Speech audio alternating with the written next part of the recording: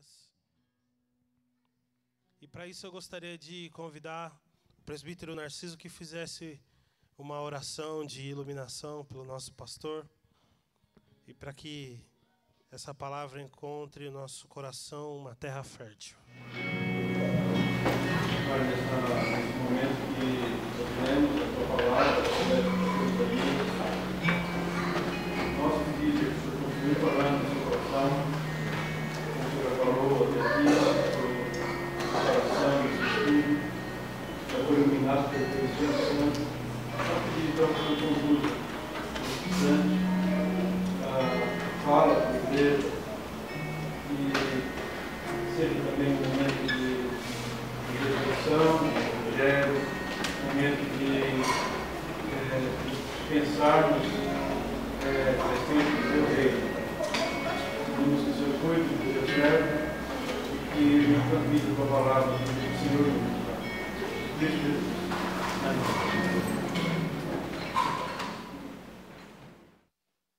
Boa noite, irmãos. Graça e paz. A partir de hoje tem mais sentido a gente ver aquela peça que os noivos se ajoelham e ouvir que o seu nome é genuflexório, né? Faz sentido, portanto, para nós hoje estar genuflexos diante de um grande compromisso ou diante de uma grande notícia, diante de uma grande responsabilidade, diante de uma grande informação como essa do nascimento do Senhor Jesus. Nós vamos continuar, como o Abba disse, meditando a respeito desse tema, a respeito desse assunto. E o que nós desejamos é que a igreja do Senhor, ela seja altamente esclarecida, profundamente esclarecida sobre esse assunto. É o que esse culto está trazendo para nós, né? E é o que o culto da semana passada já nos antecipou também, já nos permitiu entender um pouco melhor a respeito do Natal. É o que o nosso encontro da manhã também nos permitiu, falando um pouco sobre os ensinos de Jesus. Não há sentido se nós separarmos o vide do inde. Então, nós queremos nesta manhã, ou nesta noite, dar continuidade ao que fizemos pela manhã e ao que estamos fazendo neste culto, que é falar um pouco mais sobre esta presença de Jesus. Eu não sei se os irmãos conhecem um cântico entoado pelo Grupo Prisma Brasil, chamado Um de Nós, e é o tema que nós colocamos na nossa reflexão de hoje. E o seu texto base é no Evangelho de João, capítulo 1. Eu convido, portanto, os nossos irmãos a abrirem Evangelho de João, capítulo 1. Nós vamos ler a partir do verso 1 até o verso 14.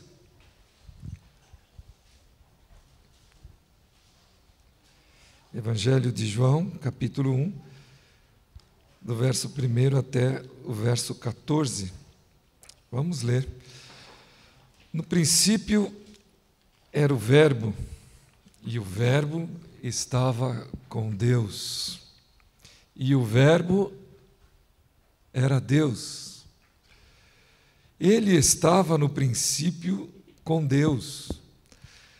Todas as coisas foram feitas por Ele, e sem Ele, nada do que foi feito se fez.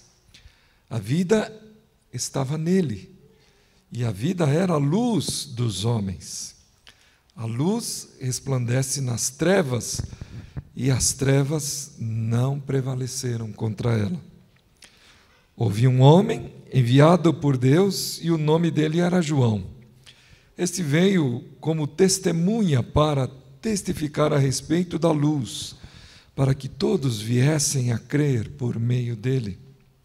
Ele não era a luz, mas veio para dar testemunho da luz, a verdadeira luz, que vinda ao mundo ilumina toda a humanidade. O Verbo estava no mundo, o mundo foi feito por meio dele, mas o mundo não o conheceu. Veio para o que era seu, e os seus não o receberam, mas a todos quantos o receberam, deu-lhes o poder de serem feitos filhos de Deus, a saber, aos que creem no seu nome, os quais não nasceram do sangue, nem da vontade da carne, nem da vontade do homem, mas de Deus. E o Verbo se fez carne e habitou entre nós, cheio de graça e de verdade, e vimos a sua glória, glória como do unigênito do Pai. Que Deus nos permita mais uma vez refletir nesta linda história, nesta linda notícia, tão importante para toda a humanidade. Então vamos lá, vamos meditar. Deus se fez homem. É fácil compreender isto? Não. Não é fácil. Por mais que nós estejamos há tanto tempo ouvindo esta notícia, por mais que nós ouçamos desde a nossa infância, desde os nossos primeiros momentos de compreensão, quando os nossos pais, de alguma maneira, nos informou a respeito disso, não foi fácil e continua não sendo fácil nós compreendermos isso. Não é simples para nós, seres humanos, a coroa da criação, compreender esse processo. Deus se fazer homem. Por mais que nos esforcemos, não conseguimos compreender plenamente a realidade da encarnação de Cristo. Mas não é isto, contudo, que impede, não é isto que faz, essa dificuldade não pode nos impedir de dizer algumas coisas a respeito deste fato. E, sem dúvida, a primeira delas é, devido à sua complexidade, a gente admitir e aceitar pela fé. É pela fé que nós aceitamos esta ideia. É pela fé que nós aceitamos a ideia de Deus se fazer homem. E é por isso, talvez, que muitas pessoas tenham muitas dúvidas a respeito disso. Não aceitem isto. E até se permitem ser conduzidos por tantas ideias que não representam verdadeiramente o que isto é, o que a encarnação é. Porque tem esta dificuldade. A fé que tem não permite esta compreensão.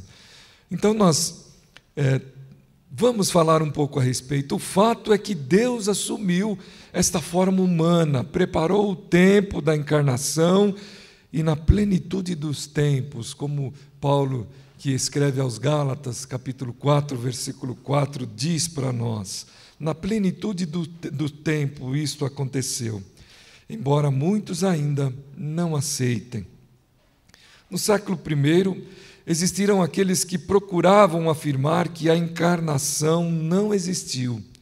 Se vocês observarem o apóstolo João, nos seus escritos, na sua primeira carta, no capítulo 4, versículos de 1 a 3, ele vai, de certa forma, questionar essas pessoas que têm dúvidas a respeito desta humanidade, desta encarnação de Deus. Os apóstolos sempre ensinaram esse grande mistério. O Verbo se fez carne. Olha esse versículo 14 que nós lemos, né?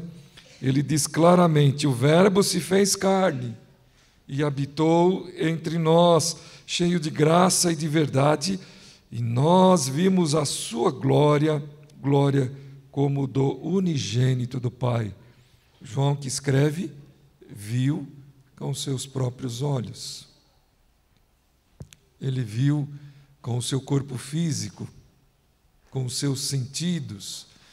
Mas nós queremos nos lembrar que Jesus um dia disse Bem-aventurados são aqueles que não viram e creram. Bem-aventurados são aqueles que não tiveram esta felicidade, ou esta oportunidade de ver com os seus próprios olhos, mas creem. E é isto que nós devemos, nesse tempo que vivemos, nutrir no nosso coração. Então, nós vamos sempre relembrar desta notícia. A igreja cristã mais tarde afirmou a realidade da encarnação.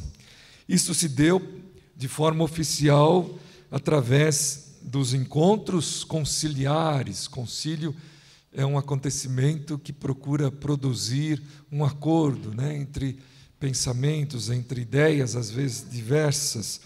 O concílio que deu, portanto, esta compreensão e que passou a igreja a seguir pela fé é o concílio de Calcedônia, acontecido no quinto século da nossa era cristã, por volta do ano 455.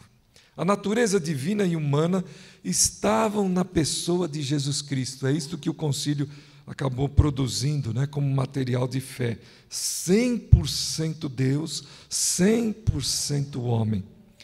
Na encarnação, o Senhor da história entra na história humana, não como uma energia, que às vezes é o que as pessoas pensam, que às vezes é o que as pessoas falam, ou como um fantasma, como os próprios discípulos, ao verem Jesus andando por sobre as águas, reafirmaram: é um espírito, é um fantasma, mas, na verdade, como um homem real, de carne e osso. E ele chamou a atenção dos discípulos para isso. Toque e veja. Este fato torna ímpar a religião daqueles que seguem a Jesus no intuito de se aproximar de Deus. Por amor, Deus desce de sua glória e majestade, faz-se carne, assume a condição humana para, de maneira plena, revelar-se aos homens. Vejam isso, irmãos. Deus quer que você saiba que Ele tem esse interesse que o Abba falou aqui, de se revelar ao homem, de ser conhecido. Esta é a vontade de Deus. O homem tentou isso ao longo da história, de diversas maneiras, mas não pôde, a não ser pela iniciativa de Deus, pela vontade de Deus, e de uma forma plena. Nós encontramos isso em Cristo Jesus. Isso é muito importante, porque nos nossos dias, às vezes também nós queremos, mesmo sendo seguidores do Senhor, nós queremos maneiras, formas de tentar mostrar de forma mais lógica, mais clara isto. Mas em Cristo Jesus, esta é a suficiência da revelação de Deus, da sua vontade de se aproximar de nós. Então vamos refletir sobre a razão e o resultado da encarnação de Cristo, de Jesus, e ainda nesta reflexão, alertar a igreja de que a encarnação é modelo e desafio para a sua missão no mundo, para a sua missão, para a missão da igreja, para a nossa missão. Então, primeiro, morada de Deus entre seu povo. Vamos caminhar um pouco na história? Nosso Senhor Jesus afirmou que o reino de Deus está no coração ou entre vocês. Lucas 17, 21. Deus está presente no universo, mas também se faz presente na vida humana. Um dos resultados da encarnação de Jesus é expresso na frase do apóstolo João: e habitou entre nós. João 14, mais uma vez, relembrando. O vocabulário grego traduzido por habitou se deriva do substantivo que significa tenda. Por isso que os irmãos, em algumas traduções antigas, nesse versículo 14 vão encontrar e tabernaculou entre nós. Não habitou, e tabernaculou entre nós. A intenção é mostrar que a encarnação faz uma distinta alusão a essa ação de Deus de vir ao seu povo, por exemplo, através do tabernáculo lá no deserto. E é interessante, mais uma vez, nós chamamos a atenção aos irmãos. Vejam como Deus vai se revelando na história da humanidade aos pouquinhos. A figura do tabernáculo é justamente essa figura da encarnação, onde Deus se propõe a morar conosco. O tabernáculo era o lugar onde Deus morava. Depois foi construído o templo, né? Salomão construiu o templo, substituindo tendas e o tabernáculo, e era o lugar onde Deus morava. Então, essas informações gradativas vão sendo passadas, reveladas pelo Espírito Santo, e nós encontramos isso de uma maneira tão bela através das Escrituras Sagradas. Este episódio, né, do tabernáculo está registrado no livro do Êxodo 25, versos 8, verso 9, capítulo 40, verso 34. Lá também há a figura da coluna de fogo, que era um sinal externo desta presença real no acampamento de Israel. O povo via a coluna e entendia: Deus está aqui, Deus está habitando aqui conosco. Aquela presença divina, portanto, é substituída por esta nova. A morada de Deus, o local onde Ele habitou no meio dos homens, é um homem, uma pessoa em carne e osso, substituindo, portanto, essas figuras anteriores. Qual a finalidade desta morada de Deus entre nós? Responder isto é, na verdade, mostrar o efeito da encarnação. O Deus eterno quer estabelecer comunhão com o seu povo. Não é aquele Deus que está distante, que criou e deixou tudo, mas é um Deus que quer habitar conosco, quer morar entre nós. O profeta Isaías chama-o de o Emanuel, que quer dizer Deus conosco. Exatamente, capítulo 7, versículo 14. Depois, relembrado por Mateus, no capítulo 1, versículo 23. É o Emanuel, é o Deus conosco. Ele então quer restaurar no ser humano a sua imagem novamente, e para isso ele se esvaziou, assumindo a forma de servo, tornando-se em semelhança de homens, conforme o hino de Filipenses 2, versículo 7. Não teve por usurpação manter-se na condição de Deus, mas se esvaziou e veio até nós, sendo obediente de tal maneira que enfrentou nesta obediência a morte de cruz. Tremendamente difícil. Outra situação muito difícil, né? Porque o apóstolo Paulo fala que a cruz é escândalo para o judeu e loucura para o grego, né? Então, nós podemos compreender essas figuras que Deus se propõe a apresentar para que nós compreendamos verdadeiramente e nos rendamos a Ele. Há um comentarista bíblico chamado Bruno Maggioni, que chama a atenção para o contraste entre o versículo 1 do texto que lemos, desse capítulo 1, e o versículo 14. Olha o que ele diz: uma distância que é superada pela encarnação de Jesus.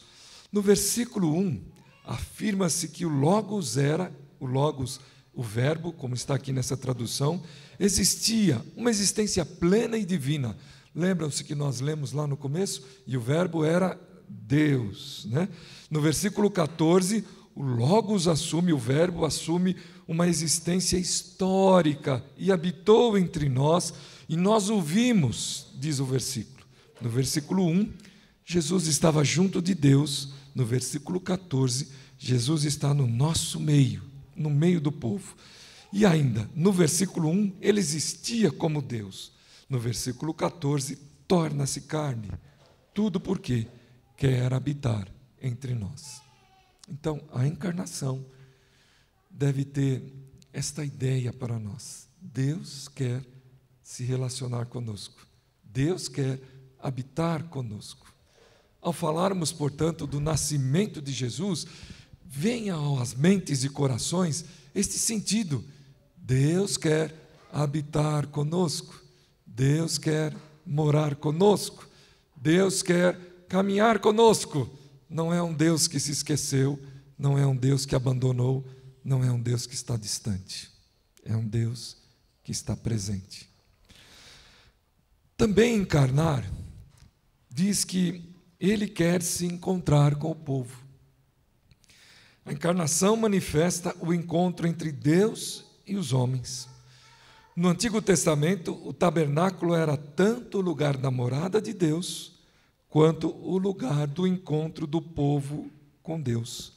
A encarnação do Verbo é a ponte que possibilita este encontro. Jesus, então, para deixar claro, ele retoma, uma figura lá das Escrituras, lá no passado, lá do livro de Gênesis, capítulo 28, quando em um sonho, em uma visão, Jacó, ele percebe que do céu havia uma porta que permitia uma escada que descesse até a terra. E esta visão se complementa com os anjos descendo e subindo. É esta visão que Jacó tem. E ele, a partir desta visão, ele, admirado, assombrado, ele declara o seguinte: Deus está neste lugar. Deus estava aqui. Deus está aqui e eu não sabia. E esta ideia é porque Jacó estava envolvido em temores, em angústias, em medos. Ele estava temeroso, ele precisava enfrentar, ele tinha um desafio a enfrentar, que era voltar para a sua casa. Ele tinha fugido, tinha feito tinha cometido um erro tremendo, roubado a bênção de seu irmão Esaú, e tinha medo de seu irmão, tinha medo da morte. Vejam só o que nós estamos dizendo, queridos irmãos. Nós estamos dizendo que aquele medo que Jacó tinha era um muro de separação entre eles, entre os seus irmãos, entre a sua casa, entre a sua família, o que provocou para ele temores. Mesmo ele tendo sido abençoado, para onde ele foi em fuga, mas ele não se aquietou, ele não sossegou enquanto ele não voltou de volta ao convívio com os seus. E naquela ocasião, então Deus permite a ele esta visão, onde ele encontra esta reaproximação de Deus com o ser humano. E ele tranquilizou o seu coração e se encheu de coragem para voltar. Eu posso voltar, porque o que Deus quer é se encontrar conosco. O que Deus quer é que nós nos encontremos com Ele. O que Deus quer é morar entre nós. O que Deus quer é que nós sejamos um povo que se encontre, que esteja junto, que more, que habite um com o outro. A figura do Natal deve ser lembrada desta maneira.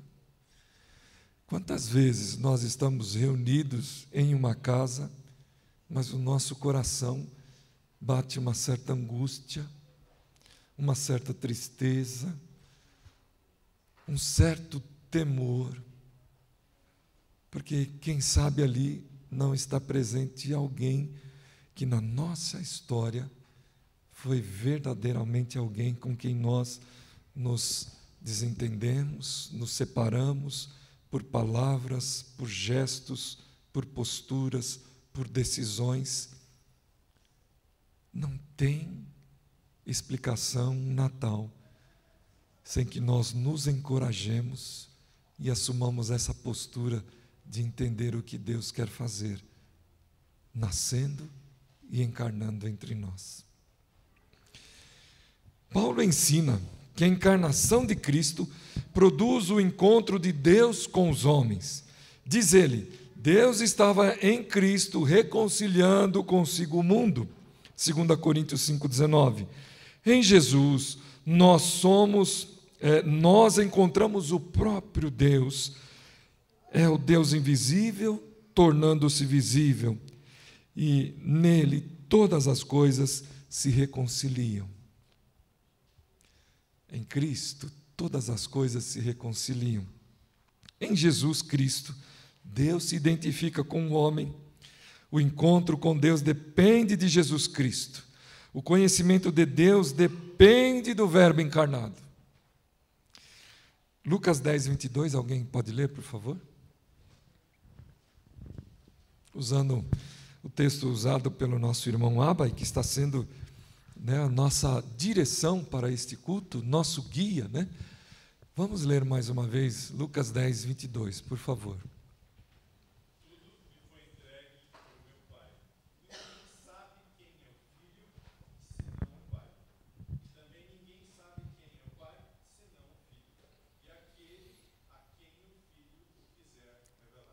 Não foi isso que nós meditamos de manhã? Não tem vida nas nossas ações se não for a partir deste encontro com Jesus. Tudo me foi entregue por meu Pai. Ninguém conhece o Filho se não for através do Pai. Ninguém conhece o Pai se não for através do Filho e a quem Ele quer revelar. E aí a gente lembra um outro texto onde Jesus se estremece em uma oração e ele diz assim: louvado seja, ó Pai, porque o Senhor quis revelar estas coisas aos pequeninos, porque ele estava diante de gente que se achava grande, ele estava diante de gente que não o recebia, ele estava diante de gente que não o aceitava, ele estava de gente que não compreendia a encarnação. E às vezes, nós também somos assim. Nós não compreendemos esta encarnação. E aí cabe justamente isso. Eu fico na ignorância. Não conheço o Pai, não conheço o Filho. Porque eu me acho grande. Enquanto Ele está se revelando, Ele está se mostrando, Ele está à disposição. Mas eu não quero.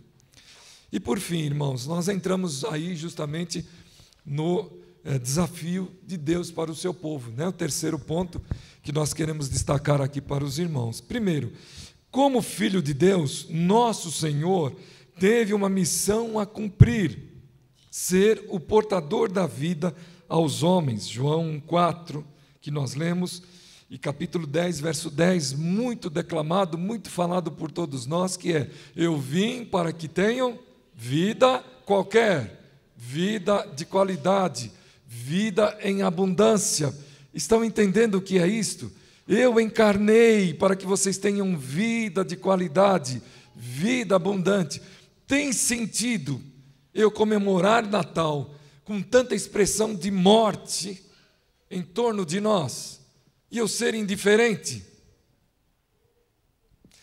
Eu vim para que tenham vida e a tenham abundantemente.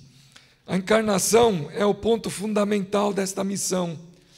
Assim como o Verbo foi comissionado na sua encarnação, também a igreja cristã recebe esta mesma responsabilidade.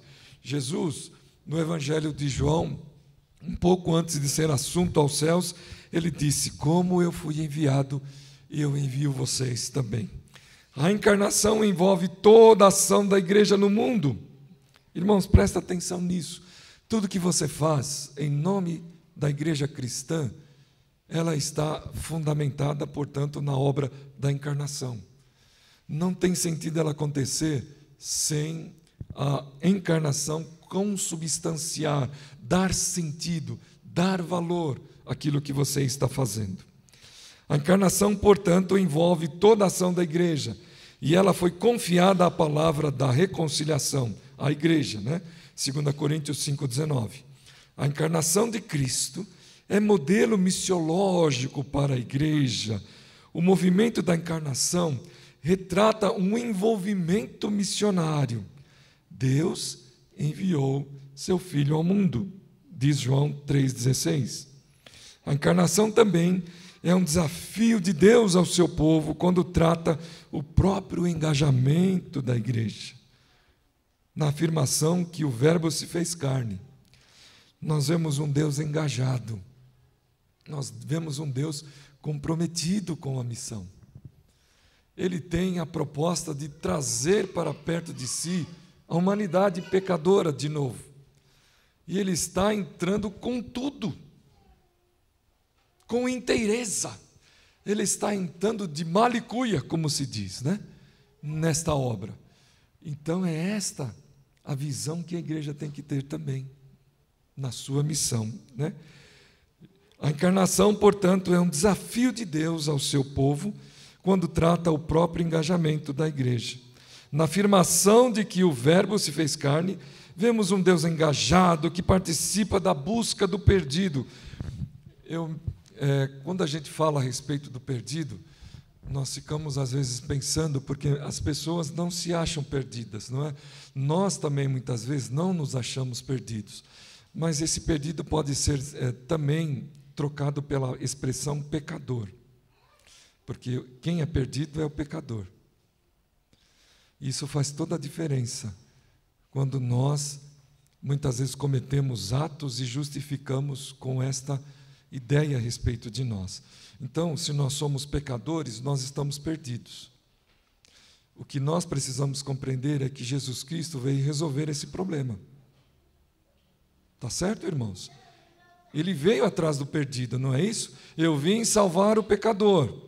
A partir do instante, portanto, que nós compreendemos a obra da encarnação, nós precisamos compreender que também parte de nós um desenvolvimento no nosso viver, em busca de copiarmos o nosso Mestre. Essa é a nossa missão.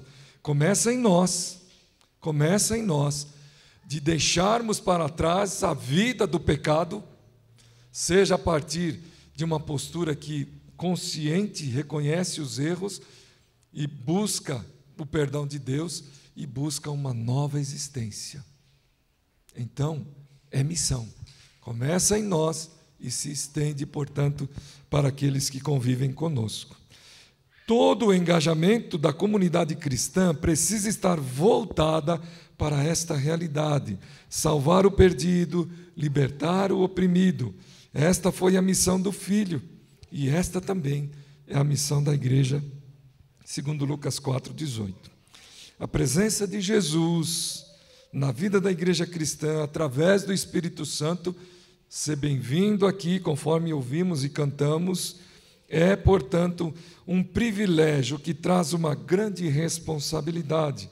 É o desafio de anunciá-lo aos homens. Mais do que isto, é o desafio de vivenciar a própria encarnação de Cristo. A igreja é portadora das boas novas do reino. A encarnação a responsabiliza a mostrar que Deus continua morando entre os homens através dela mesma, através da igreja. No dizer de Paulo, já não sou eu quem vive, mas é Cristo que vive em mim. Gálatas 2:20. Eis, portanto, o grande desafio da encarnação para a igreja: ser uma comunidade tão comprometida com o Evangelho que ela, como igreja, se confunda com o próprio Jesus Cristo. É possível isto? É possível, sim. Não pelas nossas forças, mas porque o Espírito Santo está em nós. Para concluir, terminando, nosso Senhor sempre definiu com clareza os desafios que seus discípulos e sua igreja teriam pela frente. Em cada comissionamento dado aos discípulos, a sua presença sempre foi realçada. Mateus 28, 18 a 20, ele promete continuar sendo Emanuel, eis que estou convosco até a consumação do século. Em Atos 1:8, ele continuaria presente ao descer sobre a igreja o Espírito Santo, capacitando os discípulos para enfrentar os desafios da encarnação em Jerusalém, na Judéia, em Samaria e aos confins da terra. Assim, podemos afirmar que a encarnação do Verbo é portadora de grandes desafios para a igreja. O desafio missionário, o desafio do engajamento e da participação ativa no mundo, e o desafio de produzir vida abundante. Eu venho para que tenham vida e a tenham abundantemente. Que sejamos, pois, despertados a isso, e com oportunidade que temos mais uma vez de comemorar o dia da encarnação, como Mateus disse, né, semana passada. Não importa se é o dia 25, se é o dia 1º, se é o dia 4, né, de abril, como outras pessoas falam. Importa é que Ele encarnou. E Ele encarnado, Ele nos chamou para sermos expressão dEle no mundo. Deus assim nos abençoe, e ao sentarem à mesa neste Natal, glorifiquem a Deus, porque através de você, Jesus está reconciliando vidas abundantes na presença dEle. Amém.